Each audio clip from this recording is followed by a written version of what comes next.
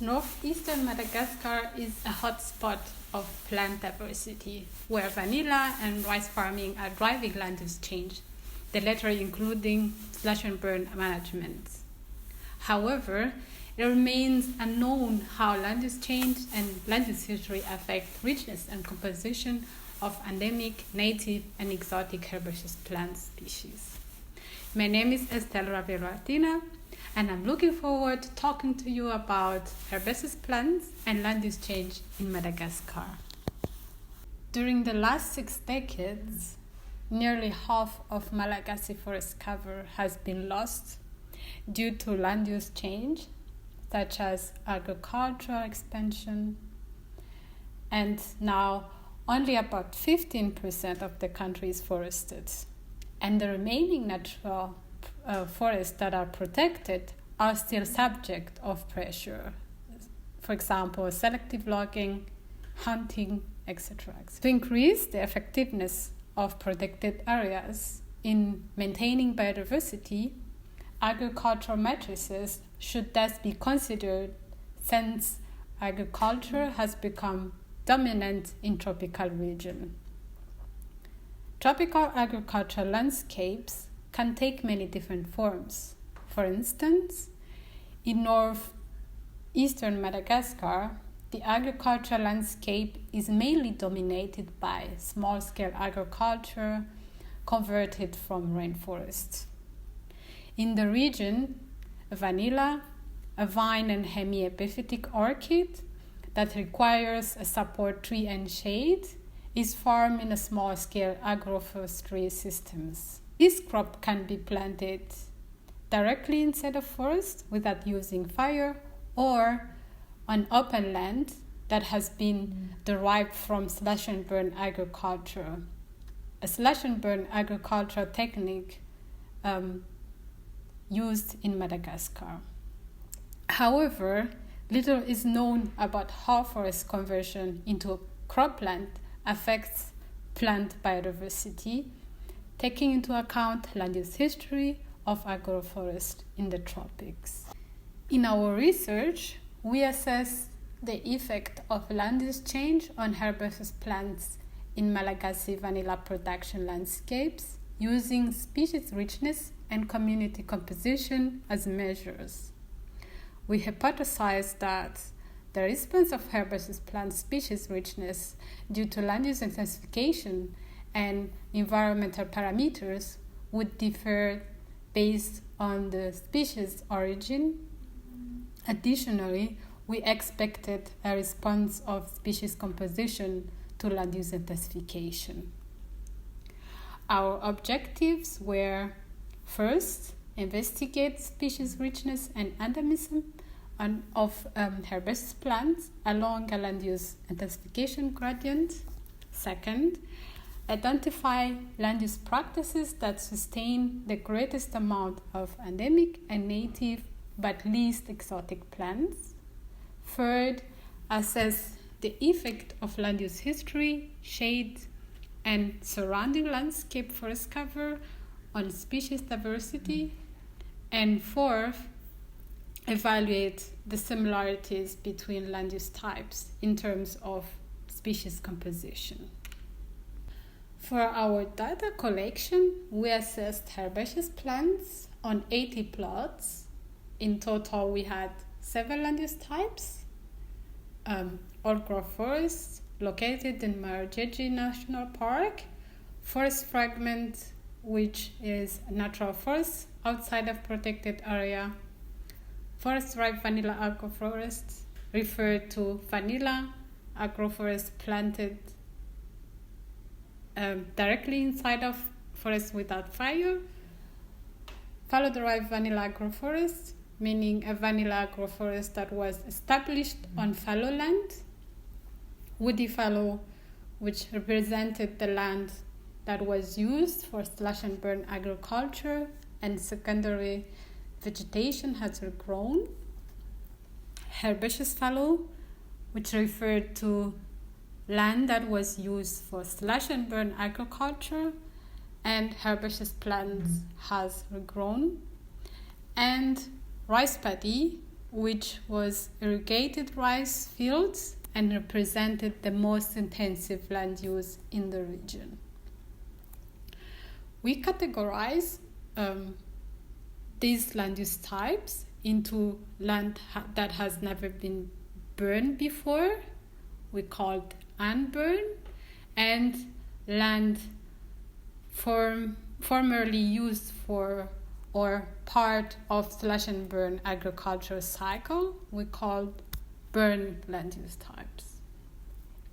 For each species assessed and identified, we search whether it was endemic, meaning exists only in Madagascar, or native, non-endemic, hereafter called native, which are species exist naturally in Madagascar but also elsewhere, or introduced, hereafter called exotic.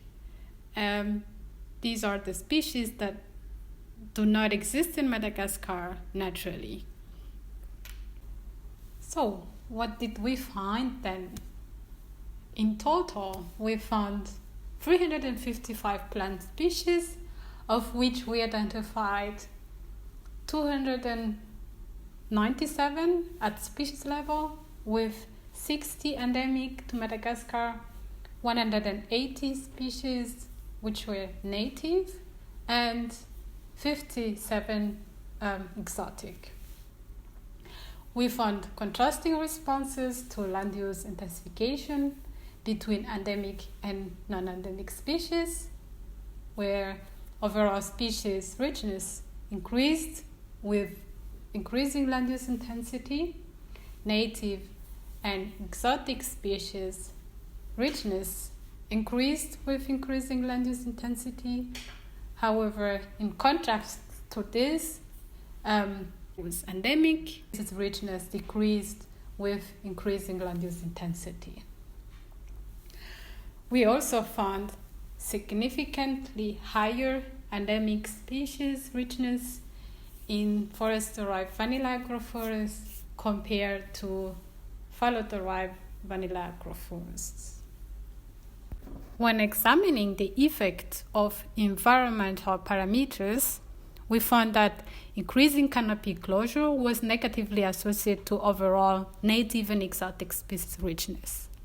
For land use history, we did not find a significant difference in overall and native species richness between unburned and burned land use types. However, land use history was decisive for the number of endemic species with lower richness in burned land use types compared to unburned land use types and rice paddy. Landscape forest cover did not significantly influence any species richness except for the number of exotic species, which were negatively related to an increase in landscape forest cover. In terms of species composition, analyzing species compositional change revealed that species were changing significantly across land use intensification gradients, but forest fragments and unburned vanilla agroforest had similar composition. For all categories of species, unburned land use types were significantly different compared to burned land use types in terms of species composition.